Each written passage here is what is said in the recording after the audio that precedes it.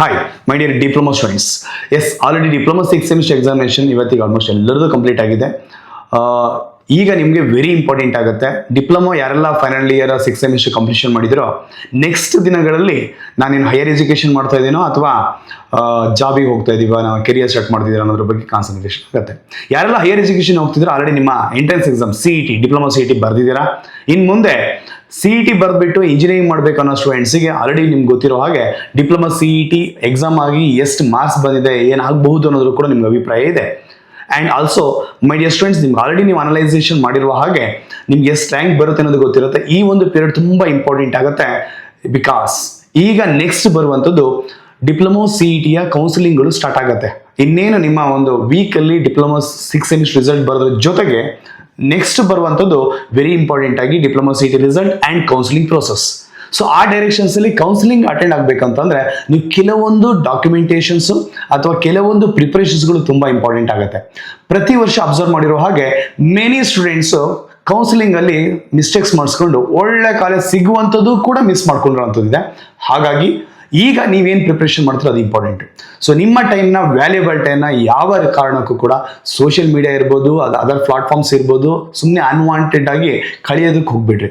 ನೀವೇನು ವ್ಯಾಲಿಡ್ ಅಂತ ನಿಮ್ಮ ಲೈಫಲ್ಲಿ ವರ್ಕ್ ಮಾಡ್ತಿರೋ ಆ ವ್ಯಾಲಿಡ್ ವರ್ಕ್, ನೀವು ಮಾಡಿರುವಂತಹ ಪ್ರಾಪರ್ ವರ್ಕ್, ಜೀನಿನ್ ವರ್ಕ್ 100% ಆಗಿ ನಿಮ್ಮ ಲೈಫಲ್ಲಿ ಮುಂದೆ ಅದು ನಿಮ್ಗೊಂದು ಒಳ್ಳೆ ವ್ಯಾಲ್ಯೂ ಕೊಡುತ್ತೆ.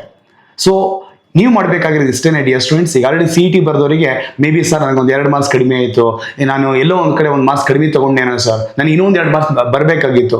ಆಯಿತು, ಎಕ್ಸಾಮ್ ಆಗೋಗಿದೆ, ವರ್ಕ್ ಮಾಡಾಗೋಗಿದೆ. ಸೊ ನೀವು ಕಾಂಪಿಟೇಟಿವ್ ಎಕ್ಸಾಮಲ್ಲಿ ಆ್ಯಸ್ ಎ ಕಾಂಪಿಟೇಟರ್ ಆಗಿ ಎಕ್ಸಾಮ್ ಅಟೆಂಡ್ ಮಾಡಿದ್ದೀರಾ. ನೀವೇನು ವರ್ಕ್ ಮಾಡಿದ್ರೆ ಅದ್ರ ಪ್ರತಿಫಲ 100% ಸಿಗುತ್ತೆ. ಎಕ್ಸಾಂಪಲ್ ನನ್ನ ಲೈಫೇನೆ ಮೆನಿ ಇಯರ್ಸಿಂದ ನನ್ನ ವರ್ಕ್ ಏನು ಮಾಡ್ತೀನಿ 100% ಆಗಿ ಎಫೆಕ್ಟಿವ್ ಮಾಡ್ಕೊ ಬರ್ತಾ ಇದ್ವಿ. ಅದ್ರ ರಿಸಲ್ಟ್ ಸಿಕ್ಕೇ ಸಿಗುತ್ತೆ. ಸೊ ವೆಯ್ಟ್ ಮಾಡಬೇಕು. ಅದ್ರ ಜೊತೆಗೆ ಡಿಯರ್ ಫ್ರೆಂಡ್ಸ್, ಯಾವುದೇ ಒಂದು ಆ ಮೂಮೆಂಟಿಗೆ ಏನಾದ್ರು ನಿಮಗೆ ಎಲ್ಲೋ ಒಂದು ಕಡೆ ರಿಸಲ್ಟ್ ಕಡಿಮೆ ಆಯ್ತೇನೋ, ನಾನೇನು ಮಾಡ್ತಿರೋದು ಏನೋ ಇದಾಯ್ತೇನೋ ಅಂತ ಹೇಳ್ಕೊಂಡು ಅನಿಸಿದಾಗ, ಕಾಂಪಿಟೇಟಿವ್ ವರ್ಡ್ ಅಂದಾಗ ದಟ್ ಇಸ್ ಕಾಂಪಿಟೇಷನ್ಸ್ ಜೊತೆನೆ ನಾವು ಮೂವ್ಮೆಂಟ್ ಆಗಬೇಕಾಗತ್ತೆ. ಆ ಡೈರೆಕ್ಷನ್ಸಲ್ಲಿ ಇನ್ಮೇಲೆ ನಿಮ್ಮ ಲೈಫು ಒಂದು ಒಳ್ಳೆ ರೀತಿ ಆಗಬೇಕಂತಂದ್ರೆ ಈ ಒಂದು ಕೌನ್ಸಿಲಿಂಗ್ ಪ್ರೋಸೆಸ್ನ ಅಟೆಂಡ್ ಮಾಡಿ.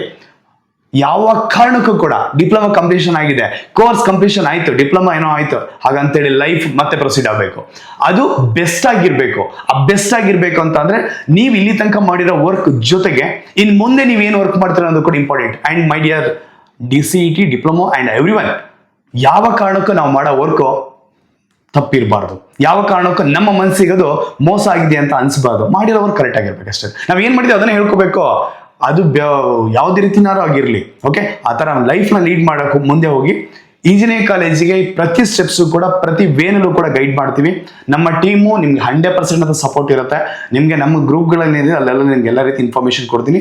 ಜೊತೆಗೆ ನಮ್ಮ ಯೂಟ್ಯೂಬ್ ಪ್ಲಾಟ್ಫಾರ್ಮಲ್ಲೂ ಕೂಡ ನಿಮಗೆಲ್ಲ ಇನ್ಫಾರ್ಮೇಷನ್ ಸಿಗ್ತಾ ಹೋಗುತ್ತೆ. ಜಸ್ಟ್ ನಿಮ್ಮ ಕೆಲಸ ನೀವೇನು ಮಾಡ್ಬೇಕಂತಿದ್ದೀರಾ, ನಿಮ್ಮ ಲೈಫಲ್ಲಿ ನೀವು ಹಿಂಗೆ ಪ್ರೊಸೀಡ್ ಆಗಬೇಕು ಅದ್ರ ಬಗ್ಗೆ ಫೋಕಸ್ ಮಾಡಿ. ರಿಸಲ್ಟ್ 100% ನಿಮ್ದಾಗಿರುತ್ತೆ. ಮೇ ಬಿ ಆ ಮೂಮೆಂಟಿಗೆ you may feel bad. So ಎಲ್ಲೋ ಒಂದು ಕಡೆ ನನಗೆ ರಿಸಲ್ಟ್ ಕಡಿಮೆ ಆಯ್ತೇನೋ, ವೇರಿಯೇಷನ್ ಆಯ್ತೇನೋ ಅಂತ ಅನ್ಸರ್ಟನಿಟಿ ಅಥವಾ ಆ ಥರ ಫೀಲಿಂಗ್ ಇದ್ರೆ ಟೆನ್ಷನ್ನೇ ಬೇಡ. ಕಡಿಮೆ ಮಾರ್ಕ್ಸ್ ಬಂದಿರೋ ರಜಾ ನಿಮ್ಗೆ ಒಳ್ಳೆ ಇಂಜಿನಿಯರಿಂಗ್ ಕಾಲೇಜ್ ಕೂಡ ನಿಟ್ಟಿನಲ್ಲಿ ಎಲ್ಲ ರೀತಿಯೂ ಕೂಡ ನಿಮಗೆ ಸಪೋರ್ಟ್ ಮಾಡ್ತೀವಿ. Nothing to worry. ಆಲ್ರೆಡಿ ನಮ್ಮ ಚಾನಲ್ ಏನು ಸಬ್ಸ್ಕ್ರೈಬ್ ಆಗಿ ನಮ್ಮನ್ನು ನೀವು ಫಾಲೋ ಮಾಡ್ತಿದ್ದೀರಾ ಅಥವಾ ನಮ್ಮಲ್ಲಿ ಅಡ್ಮಿಷನ್ಸ್ ಆಗಿ ಕ್ಲಾಸ್ ಕೇಳಿದ್ದೀರಾ, ಬೇರೆ ಬೇರೆ ಕೋರ್ಸ್ಗಳು ತೊಗೊಂಡಿದ್ದೀರಾ, ನಿಮ್ಗೆಲ್ಲರಿಗೂ ಕೂಡ informations that is in a correct proper ವೇನಲ್ಲಿ ಗೈಡೆನ್ಸ್ ಮಾಡೋದು ನಮ್ಮ ರೆಸ್ಪಾನ್ಸಿಬಿಲಿಟಿ. ಆ ಡೈರೆಕ್ಷನ್ಸಲ್ಲಿ ಪ್ರತಿಯೊಂದು ವಿಚಾರನೂ ಕೂಡ ಇಲ್ಲಿವರೆಗೂ ಯಾಕೆ ಒಂದು ವಾರ ಹೇಳಲಿಲ್ಲ ಅಂತ ಅಂದರೆ ನೀವು ಆಲ್ರೆಡಿ 6th ಸೆಮಿಸ್ಟರ್ ಎಕ್ಸಾಮಿನೇಷನ್ಸಲ್ಲಿ ಬಿಸಿ ಇದ್ದೀರಾ. ಅದಾಗಲಿ ಅನ್ನೋದಕ್ಕೋಸ್ಕರ ಇದ್ವಿ. ಇನ್ಮೇಲೆ ಎಲ್ಲ ರೀತಿ ಇನ್ಫಾರ್ಮೇಷನ್ ಸಿಗುತ್ತೆ. All the best my dear friends. Just stay tune.